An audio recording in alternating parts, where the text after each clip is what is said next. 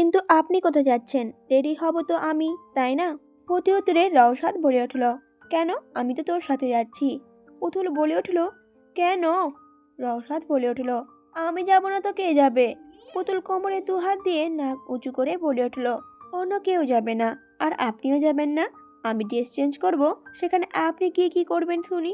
কিন্তু রওশাদ পুতুলের কথা না শুনেই পুতুলের দিকে এক পা করে এগিয়ে আস্তে আস্তে একটা ডেবিল হাসি দিয়ে বলে উঠল, কি হবে যেটা জানতে চাইলে আগে একসাথে ড্রেস চেঞ্জ করতে যেতে হবে। চল যাই, তাহলেই তো দেখতে পাবি যে কি হবে। রওশাদের এমন কথা শুনে আর এগিয়ে আসতে দেখে পুতুলের দিকে পুতুল তো বোকা বনে যায়।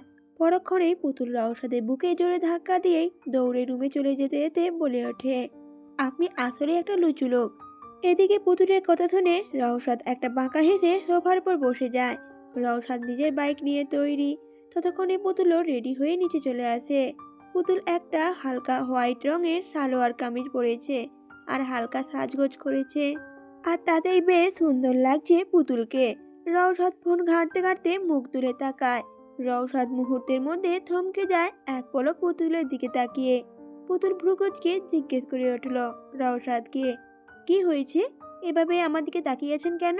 রওশাদ সাথে হাতে নাকচ করে বলে উঠল, না কিছু না, চল বাইকে ওঠ। রওশাদ সামান্য কেসে বাইক স্টার্ট দিতে গেলে পুতুল তড়িঘড়ি করে রওশাদকে থামিয়ে দিয়ে একটু ঢং করেই জিজ্ঞেস করে উঠল, আচ্ছা, আমাকে কেমন লাগছে? পুতুলের কথা শুনে রওশাদ প্রত্যুত্তর করল, মোটামুটি একটা ভালো লাগছে। না, খুব একটা ভালো লাগছে না। কথাটা বলেই রওশাদ অন্যদিকে তাকায়। আর পুতুল সে তো রাগে ফোঁস করে ওঠে। নাক উঁচু করে বলে উঠল, হ্যাঁ জানি তো, আমাকে কেন ভালো লাগবে? আমি কি আপনার বউ যে আমাকে ভালো লাগবে? ভালো তো একমাত্র আপনার বউকেই লাগবে। রওশাদ এদিকে মিটিমিটি করে হাসতে থাকে। এবার রওশাদ বলে উঠল, কে বললো এসব কথা? আমার মন অনেক বড় জানিস, আমার তো সব মেয়েকেই ভালো লাগে। পুতুল তখনও রাগে কটমট করে রওশাদের দিকে তাকায়, যেন চোখ দিয়ে গিলে ফেলবে রওশাদকে। আর রওশাদ পুতুলের দিকে তাকিয়েই বলে উঠল, কিরে পুতুল পড়ি, এবার তো চল, দেরি হয়ে যাবে তো। এবার পুতুল বেশ দ্বিধায় পড়ে যায়। বাইকে কোনোদিনও ওঠেনি, এবার সে উঠবে নাকি উঠবে না। ফলে বাইকটার দিকে তাকায়। এবার কোনো মতে আমতা আমতা করে বলে উঠল, আমি তো বাইকে কোনোদিনও উঠিনি, আমার খুব ভয় করছে। রওশাদ সাথে হাতে প্রত্যুত্তর করলো, আরে বোকা, আমি আছি না, চল তো। রওশাদ পিঙ্ক কালারের লেডিস হেলমেটটা পুতুলের মাথায় তুলে দিয়ে বলে উঠল, এই নে ধর, সেফটি ফার্স্ট। পুতুলও অনিচ্ছা সত্ত্বেও বাইকের পেছনে উঠে যায়। বাইকের উচ্চতা দেখে পুতুলের গলা শুকিয়ে আসে। রওশাদ বাইকটা স্টার্ট দিতেই পুতুল শক্ত করে পেছনের সিটের রড ধরে বসে। প্রথম গতিতেই পুতুল ভয়ে ভয়ে চোখ বন্ধ করে চিৎকার করে ওঠে, আরে আরে আস্তে চালান, আমি তো পড়ে যাব। রওশাদ কোনো কথাই বলে না, সে তো বাইকের গতি বাড়িয়ে দেয়। পুতুল এবার রেগে বলে ওঠে, মারবেন নাকি আপনি আমাকে? এত জোরে কেন চালাচ্ছেন বাইক? রওশাদ বেপরোয়া ভাব নিয়ে তখন বলে উঠল, আমি তো এইভাবেই বাইক চালাই, তোর সমস্যা হলে শক্ত করে জড়িয়ে ধর আমাকে, না হলে তো চললো। সাথে সাথে পুতুল ভয়ে ভয়ে প্রতিউত্তর করলো, আমি কেন আপনাকে জড়িয়ে ধরবো? রওশাদ তখন বলল, না ধরলে নাই, বলেই রওশাদ বাইক আরো জোরে চালাতে লাগে। পুতুল এবার কুল কিনারা না পেয়ে বাধ্য হয়ে পেছনের রড শক্ত করে জোরে চিৎকার করে কান্না করে দেয়। এবার রওশাদ বুঝতে পারে পুতুল সত্যিই ভয় পেয়েছে।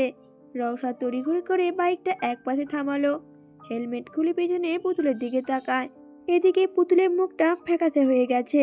রওশাদ চিন্তিত হয়ে পুতুলের গালে হাত রেখে বলে উঠল, এই পুতুল পড়ি, কাঁদছিস কেন? কি হয়েছে?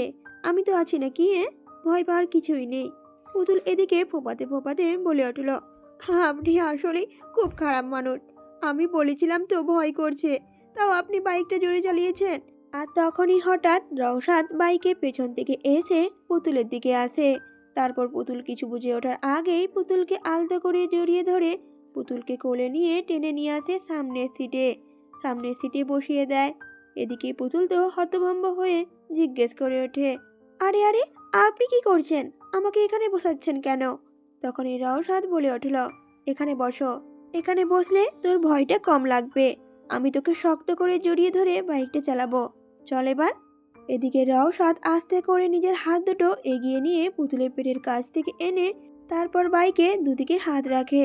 সাথে সাথে পুতুলের পুরো শরীর কেঁপে ওঠে। পুতুল টের পায় রওশাদের শক্তিশালী হাত দুটো ওকে সম্পূর্ণ ঘিরে রেখেছে। পুতুলের কাঁধ স্পর্শ করছে রওশাদের চিবুক। রওশাদের শীতল নিঃশ্বাস বারবার পুতুলের গলা আছড়ে পড়ছে। পুতুল ভয়ে ঢোক গিলে নেয়। আর রওশাদ আলতো করে পুতুলের কানের কাছে এসে ফিসফিস করে বলে উঠল, শক্ত করে ধরে রাখিস, এবার আর ভয় পাবি না। এদিকে রওশাদ আবারও বাইক চালানো শুরু করে। প্রথম ধাক্কায় পুতুল একটু নড়লেও তারপরে রওশাদের উষ্ণ পরশ আর শক্ত বাঁধন ওকে অদ্ভুত এক অনুভূতির দ্বার প্রান্তে এনে দাঁড় করিয়েছে। পুতুলের ভয় যেন সত্যি সত্যি ধীরে ধীরে কমে যাচ্ছে। বাইকের ঠান্ডা বাতাস আর রওশাদের বুকে উষ্ণতা এক অন্যরকম অনুভূতি সৃষ্টি করছে পুতুলের মনে। কিছু দূর যাওয়ার পর পুতুল নিজেকে বেশ স্বাভাবিক অনুভব করতে শুরু করে। পুতুল এখন খুব খুশি হয়েই আশেপাশে তাকাতে থাকে, সুন্দর মনোরম পরিবেশ দেখতে থাকে। কিন্তু পরক্ষণেই পুতুল খেয়াল করলো রওশাদের একটা হাত ও শক্ত বেষ্টনী ধরে বন্দি। রওশাদ ওকে পেছন থেকে জড়িয়ে ধরে বাইক চালাচ্ছে।